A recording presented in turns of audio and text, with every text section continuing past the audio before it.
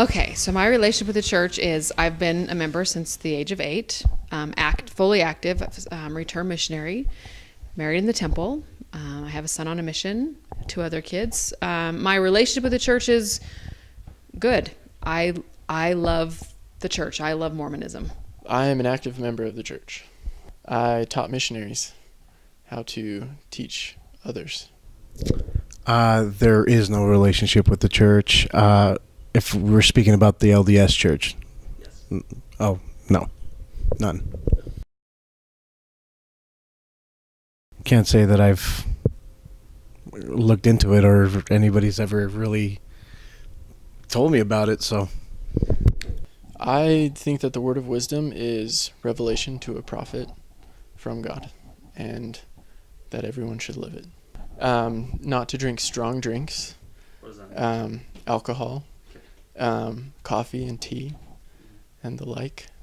But tea from a tea leaf, herbal tea is okay. My views on the word of wisdom are that I think it is a wonderful inspiration guide, and nobody in the church lives it fully. That's kind of my. So I think it's got some really great things, but yeah, I don't think anybody, if we really were to say I live the word, I don't think anybody in the church truly lives the word of wisdom. I think it's been a little bit unfortunate that I think over the years it continues to go through these silly waves of nuance, or letter of the law. Is it caffeine? Is it Diet Coke? Is it hot drinks? I think we've kind of gone away from that. It was a guide. It was meant to be a guide for health. It was meant to be something that we should refer to often, that we should be trying our very best to live, because it's a smart, healthy way to live. And I think in many ways we've gone very far away from that. I don't know the specifics. I know that they're a little more stringent than other places, and that causes some controversy for people that don't subscribe to that belief. Once I came of age, I became a bartender here in Utah and in other multiple states. I don't know a lot about liquor laws, only because I don't drink, but at the same time, I sang in a bar for many, many years, and I've always found them to be absolutely ridiculous. So instead of reaching over and pouring and giving them their beer, I had to walk it around the counter and give it to them in that got a lot of laughs. They don't make sense to me in many ways. I don't understand that you have to eat, you have to buy food in certain places in order for you even to order a beer. You can't have a drink without showing intent on ordering food. By the way, that's the number one complaint every time you get somebody from out of state. They're like, what the heck? That's bull crap, and sometimes I'd get up and leave. I wouldn't even eat. You have to have cover charges to go. Like if I was singing in the band, people couldn't just come to the place we were singing at unless they paid a cover charge, and that's part of the whole thing. So we clearly have we've complicated liquor laws greatly, and I think there's a lot of church influence in that, and I think in many ways it drives away some of maybe people that would come in and do business here, or just out of staters are kind of like, what is with Utahns? So I think it's much ado about nothing. I think it's a little bit silly. I feel that the liquor laws are very controlled, and sometimes they're not effective. For instance, like the 3.2 per by volume in the beer is to kind of slow people from getting intoxicated, when in reality it's quantity over quality. So they're just going to drink more of it, and I can see why the state would like that. You'd have to buy more. The most recent thing that I've heard is there was some disagreement over whether a movie theater was able to serve alcohol at their movies. I think, maybe I'm remembering wrong. Some people were pretty upset about that, thinking that they should be able to do that. I have not seen what the resolution was. If you compare them to a national level, I feel that they're very restricted, and because of that, I feel that it's affecting tourism. You know, it truly is. I mean, we have a neighboring state who's welcome open arms to whoever wants to go ski, and we see. I mean, a slow decline in any of our winter industry, due to the fact. I mean, not just blatantly because of that, but it has a huge impact on why people would choose to go elsewhere. Now, don't ask me for my backing on that, but I have read studies that have suggested such. So.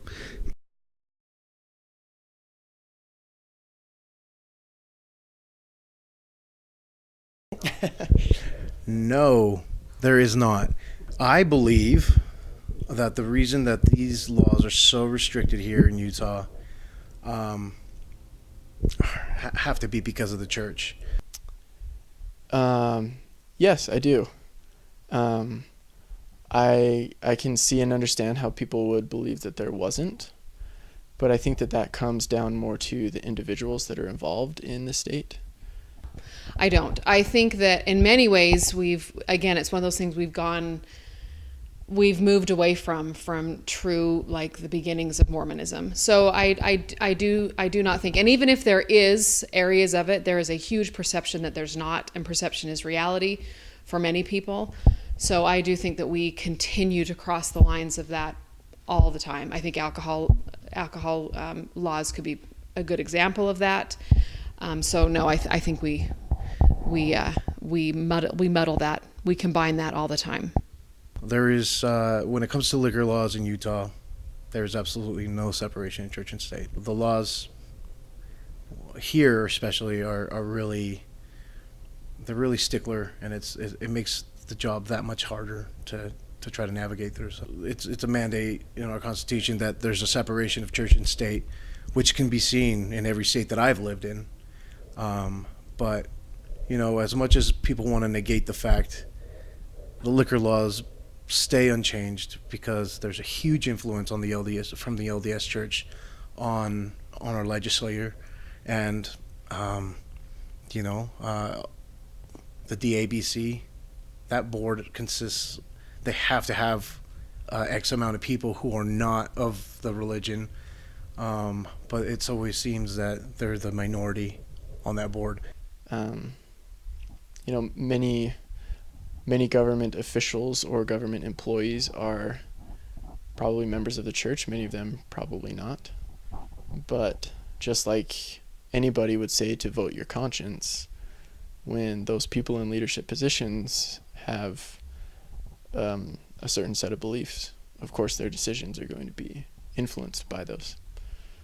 So I think there's a separation of church and state in the sense that the church as an organization does not turn to the state government and say, hey, like, this is what we want you to do, so do it. No, I do not believe that they do have, these underground meetings or anything like that. I guess that's more conspiracy or hearsay or whatever, but I feel it's more in an open view, we see it every day. The church is its own governing entity, with billions of dollars to spend yearly. I mean, how difficult would it be for you to be in charge of something of that magnitude and not put your hands into anything else to try to direct it the way that you would like? But I think that there is an influence from the church in the sense that individuals say, this is what I believe, and so I'm going to make this decision in this way because of what I believe. I've seen some things happen with, take for instance, the legalization of marijuana. There were some things that just happened there that, again, perception, it may be more perception than it is reality, but the perception certainly was that the church came in and very heavily influenced the way that went. So I think it's a combination. I think there are some, because we saw Steve Urquhart, who was the one that was presenting the marijuana bill, who's been one that's championed a lot of things for LGBT protection, and who's a very active LDS. We saw him champion a lot of those things. So he's not feeling the pressure, apparently, because he feels like he can put those things out there. But I think if you were to ask him what happened at the very end of it, he was absolutely pressured. And as soon as the church spoke, all the work that he had done as far as having conversations and changing minds, they immediately went with whatever the church says. So I think it's both. I think that they're ultimately, at the end of the day, though, I'm going to put that blame. Well, that's tricky, because I'm going to put that blame at the people who are voted in to represent the people. So I'm holding them more accountable than I'm holding the church. The church can weigh in. At some point, legislators need to understand that they are to represent, and that they should not. You can listen to your church leaders, but if the church means what it says, that they are politically neutral, and that you wouldn't be held accountable for however you voted, then I'm holding the legislators to follow what their people are asking, what their constituents are asking. If a majority of the population sees something one way, of course they're going to try to vote their conscience and sway things in that direction. That being said, my personal belief is that it could be troublesome to try to force those beliefs on other people. And so while a private business owner may want to serve alcohol at their establishment, I don't necessarily believe that they should be limited in that sense. But at the same time, I mean, representative republic, the people can say, hey, like, this is what the majority wants. And so if they're going to live in a place where that's the majority, then I think they should expect those kinds of discussions.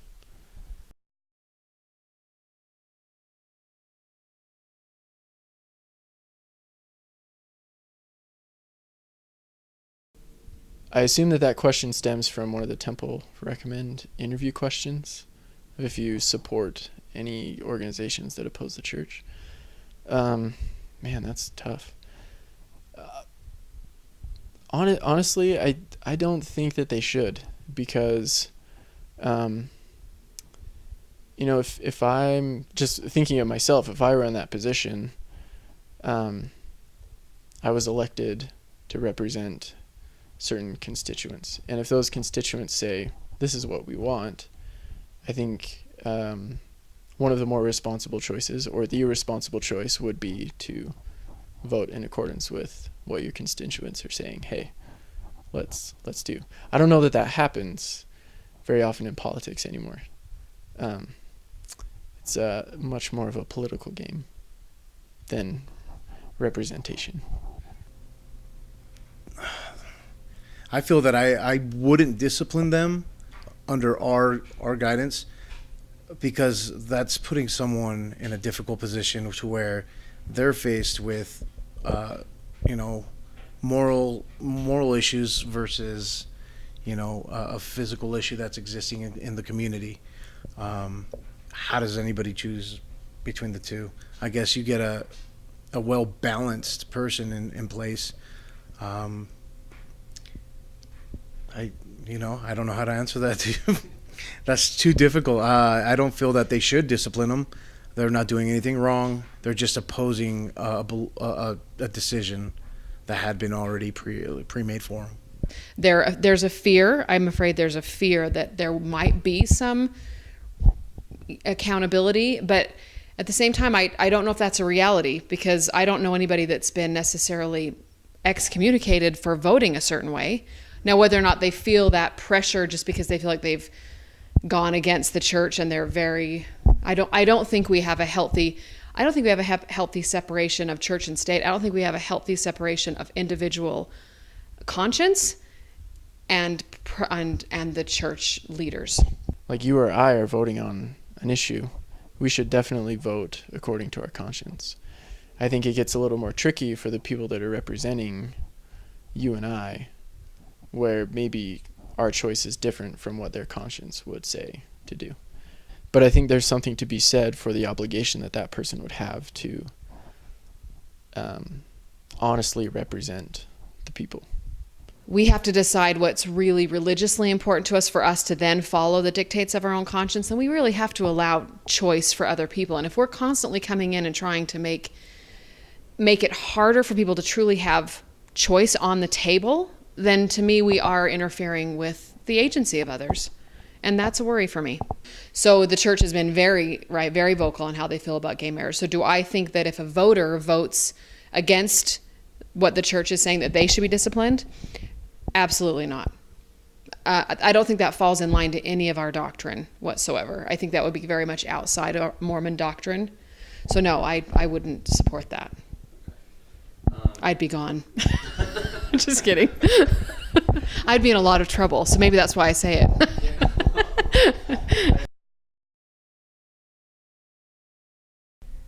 I feel, speaking from the Mormon side, I would say they should probably relax on some issues, just like they've relaxed on several others. I mean, all I've heard is, caffeine used to be a huge issue, and I mean, I know every Mormon I know drinks Coke or has a cup of coffee, so I don't see what the difference is. I don't know where the morality line is drawn there. So maybe they should relax and let a community as a whole come together and vote laws in place on what is sensible to be made. As for the non-Mormon community, which I am part of, I feel that we should just kind of take the heat down on the iron, and stop pressing the issue and being so blatantly mad about it. There's a lot of anger in the community about the laws here. If you ask anybody, they'll just open up a can right there for you. And that was seen. I mean, like I said previously, that while working in Utah as a bartender, was the most difficult part about it was to try and tell people who just had moved here, and they're like, why do I need a big brother telling me exactly what I can or cannot do, and you can't help but feel compassionate with them, because that's the truth.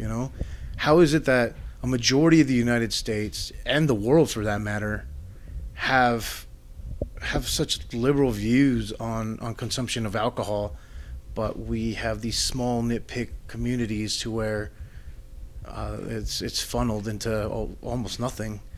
That's just an example. People cross borders just on purpose to go through that.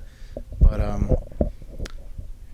I think those are the two opposing views, and something that they could both do to kind of come to a compromise. And we'll see. I mean, our neighbors aren't doing too bad. I think one of the reasons a topic like this is so difficult to adequately discuss between members of the church and people who aren't members of the church is because from the get-go, you're starting at different levels of understanding or different perspectives, right? So in order for someone who's not of the church to understand where a member of the church is coming from, they need to understand that we believe in revelation from God, and that we believe that happens on a global scale throughout the church, and that it happens on an individual level in the life of a person. And I think for members of the church, they need to understand that people outside the church don't share that belief, right? You can't force it upon someone, but you can educate. Most of the problems that we're currently experiencing in society can be solved by education, and not just like 2 + 2 = 4, but like a principled education. Like, this is what it means to be a good person. You don't treat people poorly. You say yes sir, yes ma'am, those kinds of things. That doesn't really happen. And I think that just because somebody doesn't share the same level of faith or belief that revelation does occur, doesn't mean that they should wholeheartedly discount a perspective. I mean, that argument can be made both ways, obviously. From what I see, I think that the church is making an effort to have a good relationship. But my initial impression is that for those who are outside of the church, they probably feel a lot of frustration with some of the things that go on. And I can't really blame them for that. You know, they want to vote according to their conscience, right? They want things to happen according to what they believe. And it's hard when the majority thinks otherwise, right? But that's kind of life, right? The argument goes both ways. So I think it's good to just remember you're coming from different perspectives and try to work together. For me, it's not going to be through the leadership of the church. We've had to, as a family, decide that we have to decide what is important to us, where our priorities are, and I really believe that I can only concentrate on moving forward within my own relationships. Let me give you an example. So I have an old friend who is a former mission companion who is now completely out of the church. She's now married to her partner, and they're raising 2 boys together. She is happy. She is living a wonderful life. She's contributing to the community. She's a beautiful person. She is someone that I treasure. That's a relationship that I treasure. So right after, some of the things happened with the policy in November, and some of the things that many people on the outside have felt one more dagger at maybe I'm not really included, we as a family decided that Sunday we wouldn't go to our own ward. And we went, and I called her up and said, tell me again where you go to church. I forget the name of the church you go to. What time is it at? We want to come to church with you. And that was a very poignant decision for our family to make. And when I walked into their church, obviously that meant the world to them. So that's my way of moving forward, is that I would like things to change, but it's not going to do any good for me just to continually complain and say, I don't like this and that's not good. What I have to do is be boots on the ground for the damage control that sometimes happens, whether it's a good intention or whether it's not, doesn't really matter. We've got real people that are feeling the divide, and I just think that what we do in our own little space of the world is going to make more difference really than any policy change or, down the road. So I think there is a way forward, but families are going to have to realize, and people are going to have to realize that we have people outside the church who are really, really hurting. And we can either stand up and defend it and say, gee, I'm sorry you're hurt, but this is the way we're going to do it. Or you can say, I'll sit with you. I'll walk with you. I love you. I want you in my life, regardless of whether we ever share the same faith. I've been dying to gather myself that in this one I didn't think that I